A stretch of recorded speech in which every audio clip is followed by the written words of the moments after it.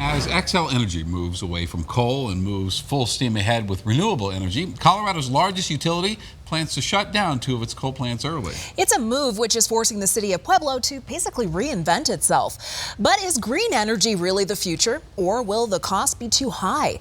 Denver 7's Jennifer Kovaleski has tonight's 360 report. Coal is really a big part of Pueblo. The first thing you see driving into Pueblo are the smokestacks. 3 from Xcel's Comanche coal plants, the other from the old steel mill, once a hub for thousands of good-paying jobs. We're a blue-collar lunch bucket town, always have been. Known as Steel City, coal and steel built this southern Colorado community.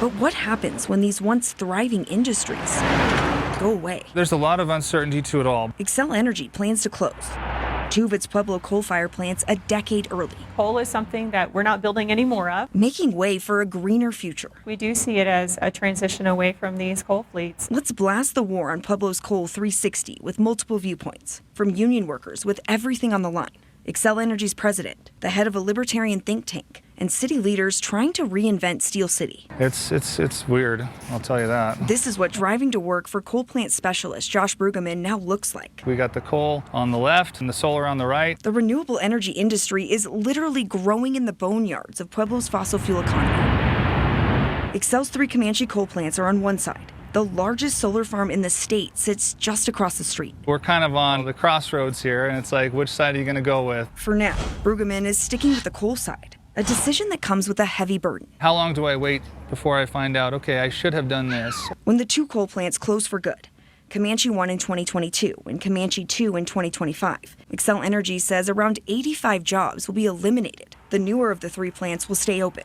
But Brueggemann still doesn't know if he'll make the cut. I'm kind of in a holding pattern right now. Losing his job in Pueblo could mean having to relocate, retraining, or a career change. They're going to say everybody's got a job, but it just happens to be that you, sir, you have to go to Brush, Colorado, and maybe that person doesn't want to go there. Our CEO, Ben Folk, has said that any of those employees that would like to continue working for Xcel Energy following this transition, we will find them a job. Xcel Energy President Alice Jackson says the state's largest utility will honor its word. But what those jobs look like still isn't exactly clear. Transition them into other positions, other roles. Jackson says cutting ties with coal isn't about politics. It's about good old-fashioned economics. It was a better plan for us to move forward with closure of Comanche 1 and 2 from the economics for our customers than it was for us to continue operating those plants. In fact, she says going renewable won't just feel good. What we expect is that going forward, this is going to continue saving our customers money. Jackson says customers are also demanding cleaner energy. Xcel plans to replace the 660 megawatts of energy produced at these coal plants with wind,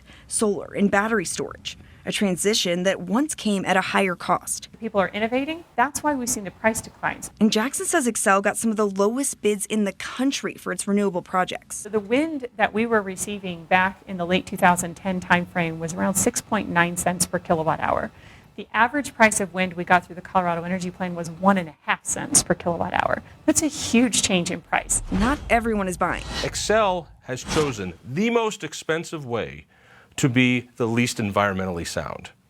It sounds like they're doing a great job. John Caldera is that grumpy libertarian down the street. He questions why Xcel isn't looking at carbon capture technology at the plant, a way to capture CO2 and pump the natural gas into underground pipelines. The Department of Energy, not me, the Department of Energy says this is the best place to do carbon capture. There's a market for it. The infrastructure is there for it. Xcel calls that report flawed. There's not a single plant in the U.S. right now that's operating with a cost-effective method of carbon capture. If we find one, we're all for it. Brueggemann also questions the overall savings to customers. Everything has a carbon footprint. Even wind power does have a large carbon footprint. And what's the cost going to be to the ratepayer? But Xcel says the math adds up and will help the utility meet its ambitious goal of a zero carbon system by 2050.